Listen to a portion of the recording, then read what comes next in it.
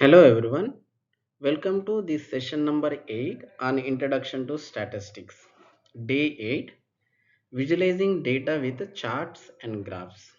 In this session, we will be discussing about how to organize the data in the form of class intervals. So these class intervals are also called as frequency distributions. Okay, so this is a brief about me.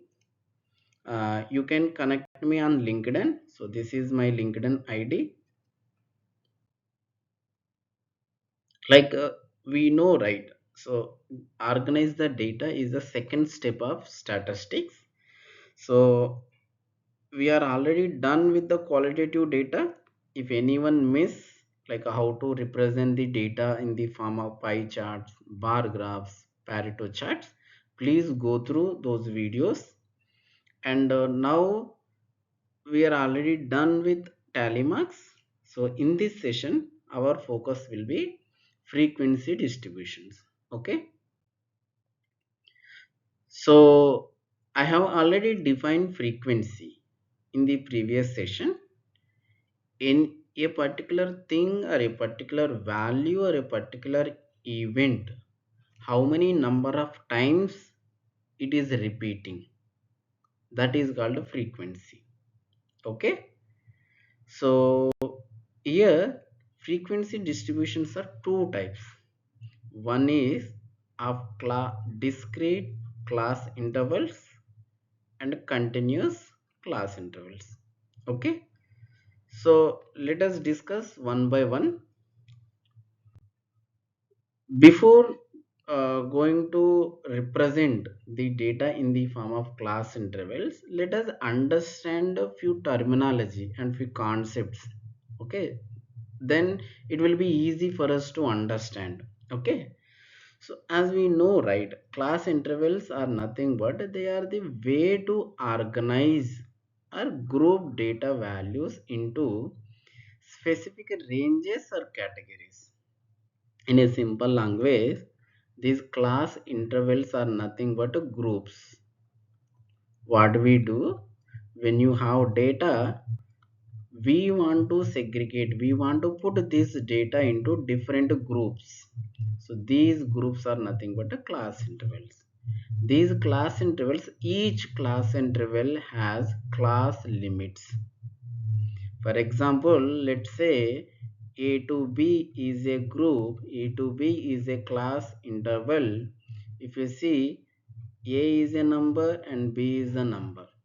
So this A is the smallest number and B is the largest number.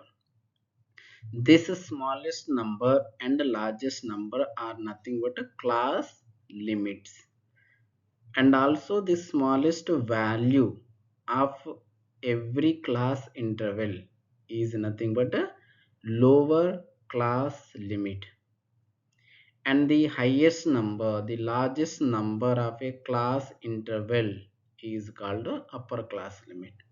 Okay, and then we have one more parameter called class width or class size. How will you find the class size? Class size is nothing but the difference between upper class limit and the lower class limit of a class interval. You take any class interval, let's say A to B. So what is the lower limit here? A. And what is the upper limit? B. If you take the difference between this upper limit and the lower limit, the number obtained, that is nothing but a class width. So then we have one more parameter called class mark. Class mark is also nothing but a midpoint or mid class value. How will you obtain this? How to find this? You consider any class interval, let's say A to B. A is the lower limit, B is the upper limit. You take the sum of lower limit and upper limit, that is A plus B. Then you divide with 2. Then you are getting class mark. Okay, so this is the simple way to find the class mark or midpoint or mid class value. Okay, so let us understand how to represent this data in the form of class intervals with the example. Okay, so here I have a data, random data. So this is also called as raw data, right? So to put this data into the class intervals, first what we need to do, first we need to know, identify how many observations are there, how many data are there, how many data points are there. Okay, in those data points, in those observations, find out maximum value and a minimum value. So these are the three parameters we need to find. First one, the number of observations. These number of observations are nothing but the data points. First you find, then you find the maximum value, then you find the minimum value. Okay, why we need to find these? Because we want to put the total observations into groups. So then we should know the limitations from where it is starting and from where it will go, right? So then only we can decide the class size or the number of classes. Okay, so in the second step, to determine class width and class size, then you might be having doubts, right? What is the doubt? How to determine, how to find the class size, how to determine the class size, and how to determine, how to find, how to decide that how many number of classes we need to consider, number of classes. To determine these two, so there is no like a particular formula or a specific formula, right? So there is no particular way, so it depends on the total, the number of observation, then a maximum value and a minimum value, how many data points we have. So generally what we do, we take the class size of 5. That is the general way. Class size of 5 or class size of 10 depends on the number of observations. Okay, so that is the general way, but there is no rule or there is no particular, but we only make sure that we try to, we don't we try to take the number of classes such a way that they are reasonably okay. You should not keep more number of classes, we should not keep a very less number of classes. Okay, so it is all depends on the number of observations and what is the maximum value and minimum value. Okay, so here for this data I have taken class size as a 6. What is the meaning of class size? That means I need to maintain the gap between the lower limit and upper limit. What is the gap? That should be 6.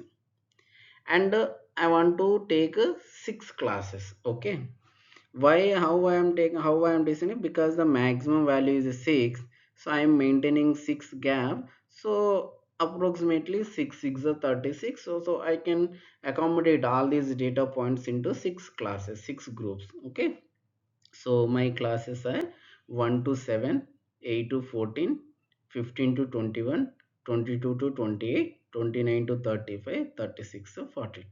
Okay, so let us try to put this data into the tabular form. Then we'll try to put each data point into these groups.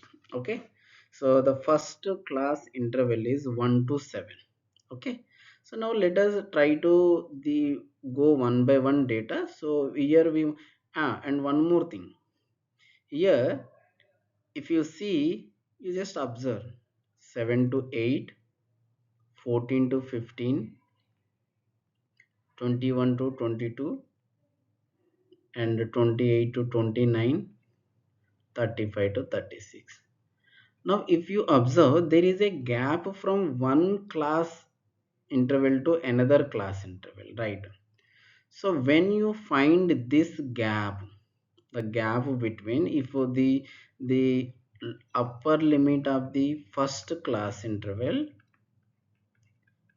is not equal to lower limit of next class interval. These kind of class intervals are nothing but discrete class intervals. In simple language, discontinuous class interval, right? So these are not continuous class intervals. Okay, so when you have discontinuous class interval 1 to 7 and 8 to 14, so that means here both upper limit and lower limit are inclusive. Inclusive means both 1 and 7 are also included, and between those numbers are also included. Am I clear? So similarly here also 8 to 14 means, so whenever you have a discrete class interval, let's say A to B is a part of discrete class interval, that means both A and B are inclusive. Okay. Okay, so now let us come back to this data. So we'll try to put the total data into these class intervals. Okay, so we'll go to each data point, then we'll try to put it into one of the group. Okay, so what is the first data point? 29. So instead of that, you just try to count how many numbers are there, how many data points comes under 1 to 7.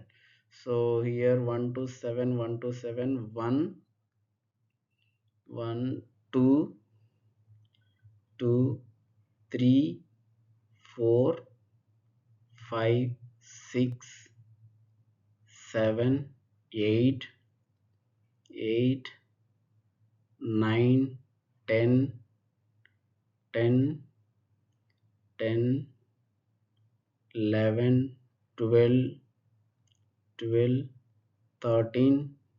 So 13 data points are there between 1 and 7. Both 1 and 7 are included. And next 8 to 14. So 8 to 14. So let us again count 1, 2, 2, 2, 2, 3, 3, 4, 5, 6, 7, 7, 7, 7, 8, 9, right? So 9 data points are there with 8 to 14. And next 15 to 21. So 15 to 21, 15 to 21, this is 1, 15 to 21. So 2, 3, 3, 3, 4, 4, 5, 5, 6, 6, 6, 6, 7, 7, 8, 8, 9, 9, 9. 9 data points are there. Next 22 to 28. So 22 to 28.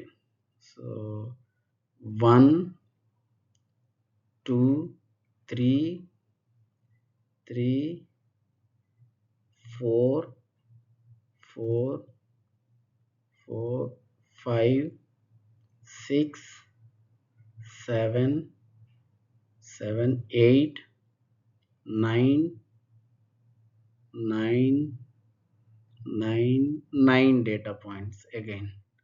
And similarly 29 to 35. 29 to 35. 1, 29 to 35. 1, 2, 3, 4, 5, 5, 5, 6, 7, 7, 7, 8, 9, 9, 10, 10, 11, 11, 11, 12, 13, 14, 15, 15 data points. Okay, so next 36 to 42.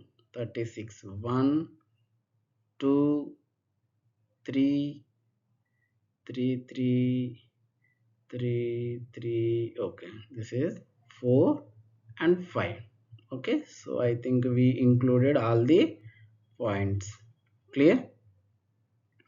So now here, so after finding that, you need to make the confirmation whether we put all the data into these groups or not. How will you know? How will you get to know? As simple as that, you try to count now the total, take the total frequency. If you get this total frequency is matching with the total number of observation, that means you are done this segregation correct. Okay, otherwise you might have made some mistake, or you missed some data point, or you mistakenly put some extra data point into some other category. Okay, so make sure that you are getting the total frequency which is matching with the total number of observations. Okay, so this is the way we put the data into the class intervals. Okay, clear? Yeah, so this is all for this session. Okay, thank you so much. We'll meet in the next session.